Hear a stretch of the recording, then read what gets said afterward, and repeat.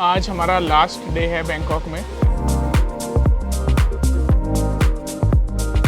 अंदर आती देखो, सबसे पहले जो मुझे दिखा है वो यहाँ दिखी हैं बहुत सारी शॉप्स और साथ में खड़ी हुई बहुत सारी लग्जरी गाड़ियाँ।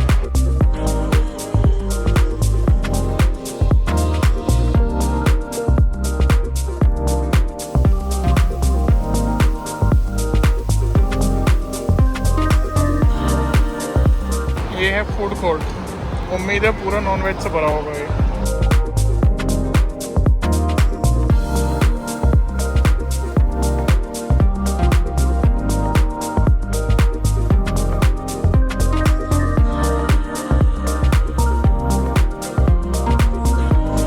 हेलो बैकपैकर्स, एक बार फिर से आप सभी का स्वागत है आप सबके अपने चैनल बैकपैक एक्सपीडिशन में। फ़िलहाल आपको देख के लग रहा होगा कि मैं कहीं रेन फॉरेस्ट में या किसी जंगल में बैठा हूँ, लेकिन ऐसा नहीं है। मैं आज भी बैंकॉक में ही हूँ। आज हमारा लास्ट डे है बैंकॉक में और जिस जगह अभी मैं आके बैठा हूँ इसका नाम है बान सुआन साथॉन। ये एक बहुत ही ज़्यादा पॉपुलर कैफ़े है। इस कैफ़े की स्पेशलिटी अगर मैं आपको बताऊँ तो यहाँ आने के बाद आपको लगेगा नहीं कि आप बैंकॉक में बैठे हो। यहाँ आने के बाद आपको ऐसा लगेगा कि आप बैठे हो रेन फॉरेस्ट में। और जैसे आप मेरे पीछे देख रहे हो, यहाँ पे इन्होंने इतने अच्छे से इसको पूरा डेवलप किया है। यहाँ पे वाटरफॉल बनाए हुए हैं और जगह जगह पे जो फॉग मेकर मशीन्स हैं वो लगी हुई हैं, प्लांट्स लगे हुए हैं, इतनी हरियाली है और इतनी सुंदर दृश्य देखने के बाद आंखों को जो नज़ारा मिलता है ना वो अलग ही है। आप लोग भी देख रहे हो, आप लोगों को भी अच्छा लग रहा होगा देख के कि इतनी सुंदर जगह बैंकॉक में भी अवेलेबल है। और यहाँ पे वेजिटेरियन और वीगन के ऑप्शंस भी अवेलेबल हैं, लेकिन एक बार आपको आके क्रॉस चेक करना पड़ेगा तो ये लोग आपको बता देंगे कि क्या क्या इनके पास जो मेनू में चीज़ें हैं वो क्या क्या वेजिटेरियन है। फ़िलहाल मैंने अपने लिए ऑर्डर किए हैं वीगन पाद थाई नूडल्स, तो जब ये आते हैं तो मैं आपको बताऊँगा खा के कि इसका टेस्ट कैसा है। और एक चीज़ मैं और आपको बताऊँ, फ़िलहाल कल हम लोग जाने वाले हैं थाईलैंड से मलेशिया अभी इंडियंस के लिए वीज़ा फ्री है, लेकिन आपको अपनी जर्नी से 3 दिन पहले एक प्री अराइवल रजिस्ट्रेशन करना पड़ता है मलेशिया के लिए, प्री अराइवल डिजिटल कार्ड। तो उसके लिए मैंने रजिस्ट्रेशन कर दिया है और उसकी हार्ड कॉपी मेरे को निकलवानी है। उसके लिए मुझे यहाँ पे एक जेरोक्स कोई शॉप भी ढूंढनी पड़ेगी, वो भी देख के मैं निकलवाऊँगा। फ़िलहाल वेट कर रहा हूँ खाने का और ब्रेकफास्ट करने के बाद आगे घूमने के लिए निकलूँगा। तब तक आप यहाँ के थोड़े नज़ारे लो।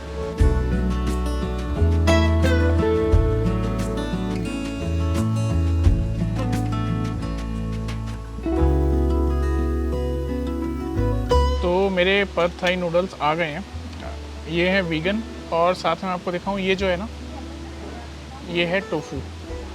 साथ में इन्होंने मुझे दिया है स्पिनच, कैरेट और दिस इज़ बनाना स्टेम और ये बीन स्प्राउट्स और साथ में थोड़ा सा लेमन। एक बार मैं पहले टोफू टेस्ट करता हूँ और बताता हूँ कि इसका टेस्ट कैसा है। इसका जो टेस्ट है वो हल्का मीठा मीठा है। जहाँ तक मुझे लग रहा है इन्होंने इसमें यूज़ किया है पीनट सॉस, तो उसकी वजह से ऐसा इसका टेस्ट आ रहा है। बाकी पद थाई नूडल्स जो होते हैं वो बनते हैं राइस से। तो आप देखो, ये हैं पद थाई नूडल्स और ये बनते हैं राइस से। देखो कितने स्टिकी हैं। एक बार इसको भी खाऊंगा और खा के बताऊंगा कि ये कैसे बने हैं।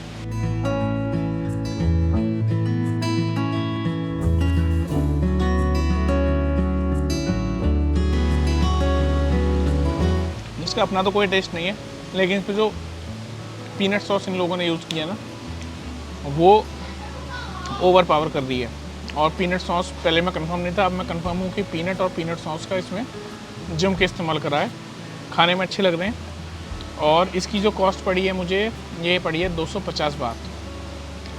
थोड़ा सा एक्सपेंसिव है, लेकिन अगर आप इस सेटिंग में बैठ के खा रहे हो और आपको पूरा वाइब ऐसा मिल रहा है जैसे आप रेन फॉरेस्ट में बैठे हो, तो उसके हिसाब से फिर ठीक भी है, क्योंकि इन लोगों को भी अपना कैफ़े मेंटेन करना होता होगा। ये देखो मेरे सामने से उड़ के जा रहे हैं बादल, और ये बादल क्या कहूँ, ये इन लोगों ने फॉग मशीन बनाई हुई है।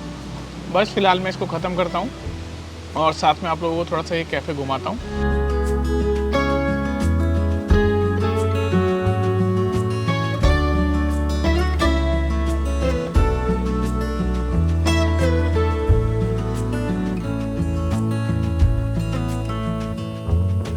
तो ब्रेकफास्ट मेरा कंप्लीट हो गया है। बीच में क्या है ना, मुझे कुछ फाइल्स जो थी पिछली रिकॉर्डिंग की वो शो नहीं हो रहा था, तो मैंने सोचा लगे हाथ एक बार फाइल्स पे भी नज़र मार लूँ। और यहाँ का मैं एक बार आपको टाइमिंग और बता देता हूँ। टाइमिंग यहाँ का जो है वो मंडे टू फ्राइडे रहता है सुबह 10 बजे से रात को 11 बजे तक।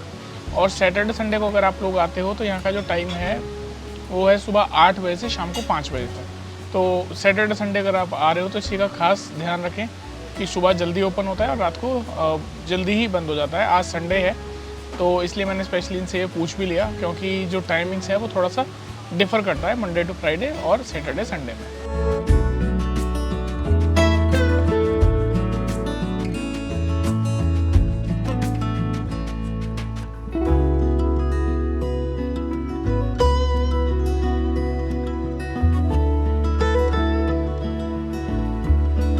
मैं गया था एमबी के सेंटर, वहाँ मेरे को हार्ड ड्राइव लेनी थी, वो मैंने ले ली।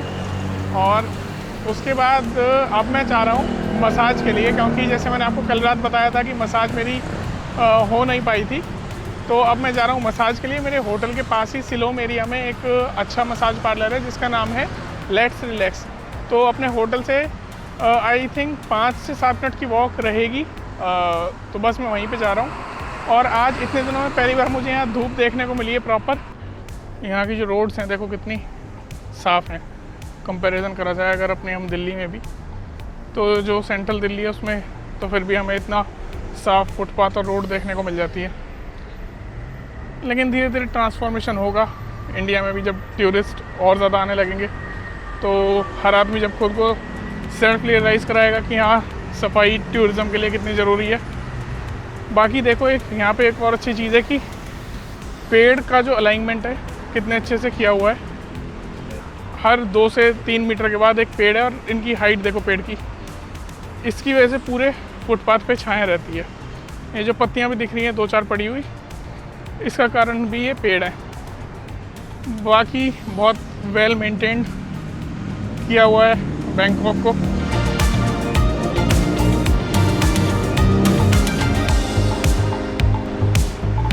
ये इधर आती हुई मानाकॉन बिल्डिंग, जो यहाँ की सबसे ऊंची बिल्डिंग है, जहाँ पे हम लोग गए थे स्काई वॉक करने के लिए। बाकी कुछ ऐसा सा बैंकॉक दिखता है, चारों तरफ ऊंची ऊंची बिल्डिंग आपको देखने को मिल जाएंगी।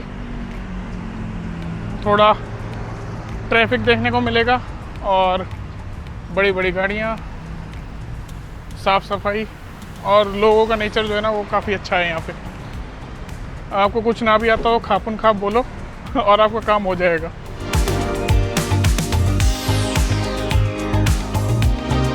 पहले मैं एक बार सोच रहा था कि ना कराऊँ मसाज, लेकिन फिर मैंने सोचा जाते जाते एक बार थाईलैंड की जो फेमस मसाज है वो ज़रूर करा लूँ। हालांकि थाईलैंड में आज के टाइम में जो फेमस माना जाता है वो है एडल्ट मसाज जितनी है इनकी, लेकिन मैं जो कराना चाह रहा हूँ वो एक ट्रीटमेंट मसाज कराना चाह रहा हूँ।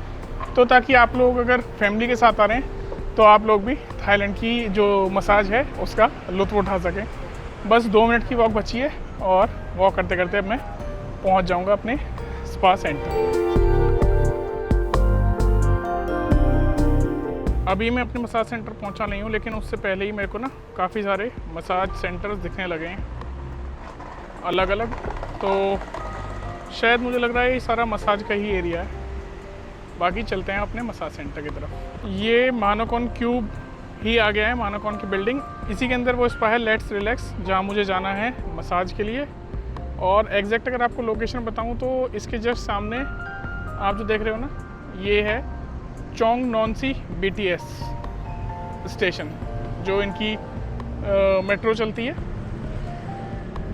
इसका चोंग नॉन्सी स्टेशन है इसी के सामने जस्ट, और ये मानाकॉन का ही कैंपस है।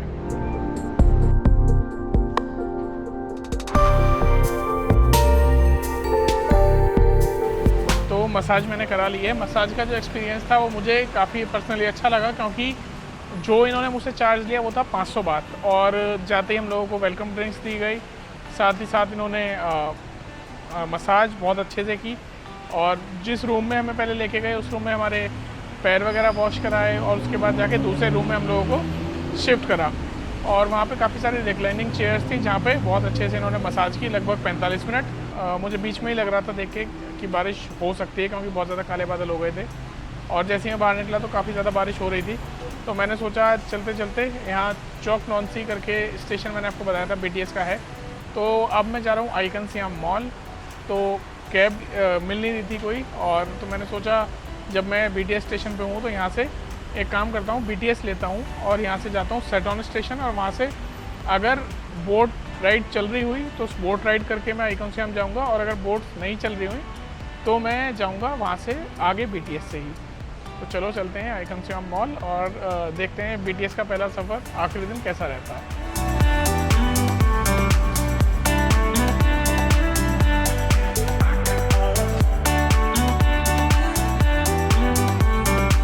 ये देखो, ये कार्ड्स मिले हैं, सिंगल कार्ड जर्नी है, और एक टिकट की जो प्राइस पड़ी है मुझे वो पड़ी है 32 बात, और मुझे जाना है प्लेटफॉर्म नंबर 3 पे आइकन सियाम मॉल जाने के लिए। एग्जैक्ट किस स्टेशन पर उतरना है वो मुझे नहीं पता, लेकिन चलते हैं।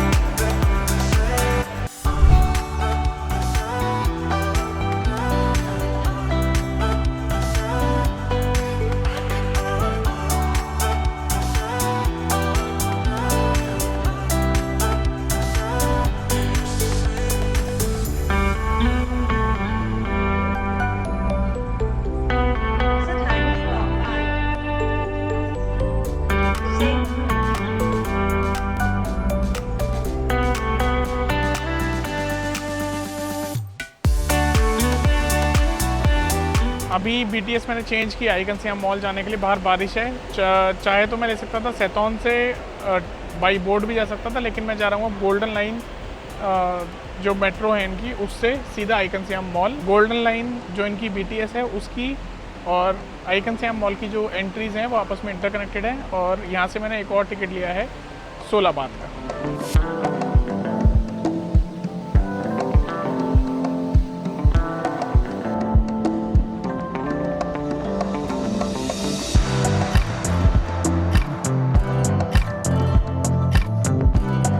आ गया हूँ अंदर, और अंदर आती देखो सबसे पहले जो मुझे दिखा है वो यहाँ दिखी हैं बहुत सारी शॉप्स, और साथ में खड़ी हुई बहुत सारी लग्जरी गाड़ियाँ।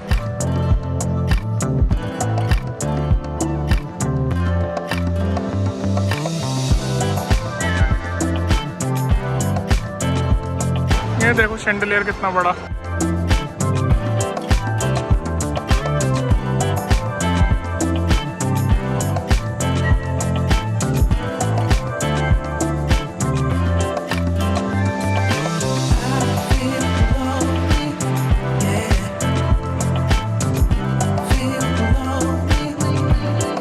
ये जो भीड़ देख रहे हो ना, ये सारी सामने जो बोट क्रूज़ में डिनर होता है ना, उस पे जाने के लिए शायद आप देख पा रहे हो सामने खड़ी है बोट।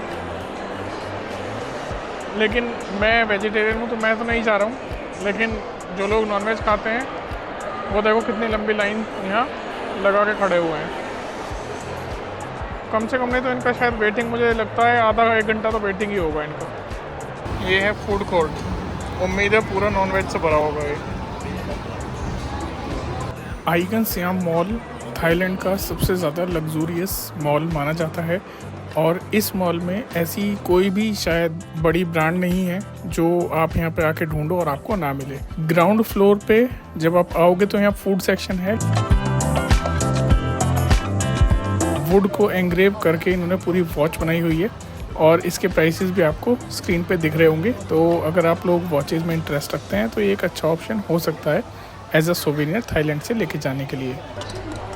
अभी मैंने ना यहाँ पे कॉर्न लिया है, और कॉर्न लेने के लिए भी इतनी जद्दोजहद हुई है क्योंकि यहाँ पे सारे में देखो नॉनवेज ही नॉनवेज मिल रहा है। बड़ी मुश्किल से मैंने जाकर पूछा इनसे कि ये कॉर्न क्या वेजिटेरियन है नहीं है, तो इन्होंने मेरे को दिखाया ये बटर, कि इसमें बटर है।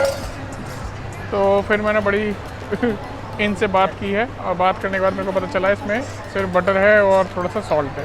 अब मैंने ये लिया है 50 बात में। यहाँ पे कुछ भी लेने में डर तो लगता ही है ना।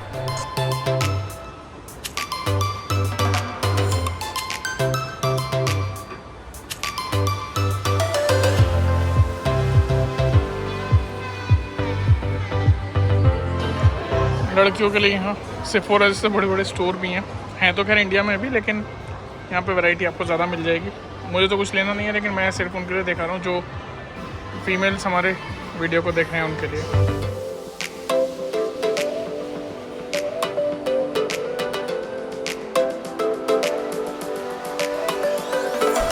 मैं हूँ अभी 4th फ्लोर पे और यहाँ देखो कितना बड़ा टॉयज़ का सेक्शन देखने को मिला मुझे। जब मैं भी छोटा था मेरे को गाड़ियाँ बड़ी पसंद थी।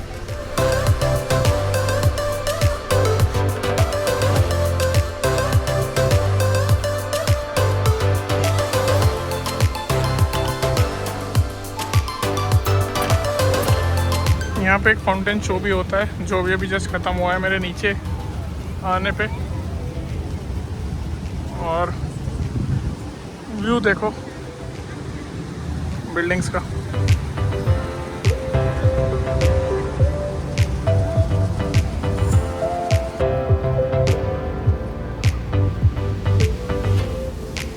मॉल घूमने के बाद मैं निकल गया था डिनर करने के लिए।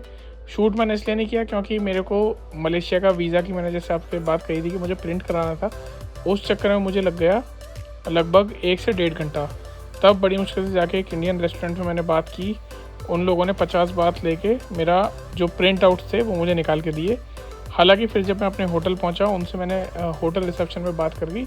होटल रिसेप्शन पे जब मैंने बात की तो उन्होंने मुझे फ्री ऑफ कॉस्ट मेरे वीज़ाज़ निकाल के दे दिए। और अब मैं आपको मिलूँगा नई वीडियो में। तब तक के लिए आप सब अपना ध्यान रखें और बने रहें अपने चैनल बैकपैक एक्सपेडिशन के साथ।